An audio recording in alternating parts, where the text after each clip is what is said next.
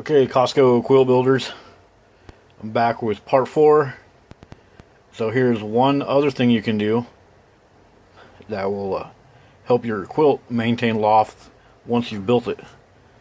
So here we have the quilt. It's all stitch ripped, lofted up. And what you know, sometimes when you're in your hammock, there's a part where you have more tension. Like if you look at someone in their hammock, they'll have something like this.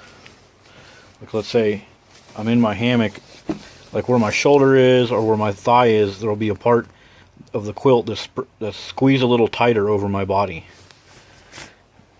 So in a case like that, the insulation is thin.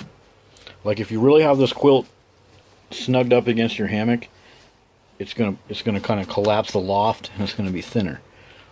And as we know, the Costco quilt inner shell, outer shell are the same dimension. So if you snug this up against your body, here's what's happening. This tension is closing these chambers up. So you try to get the quilt nice and snug like you want, because you don't want any drafts, and you're closing these chambers. And also where your body contacts the quilt, there's always going to be a spot on your quilt where your body contacts it firmer than the rest. You know, like your feet, not so much, but your middle torso, where your ass is, and your back and everything, is going to be a lot tighter.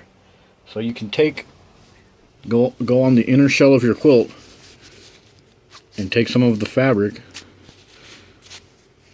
and stitch it shut. So you will effectively make it have a inner shell that is smaller. Like on this quilt, for each chamber, I'm going to measure it out, put a quilt clip, and then run a line of stitching about a 1/4 inch or so in, which will equal a 1/2 inch reduction in the inner shell.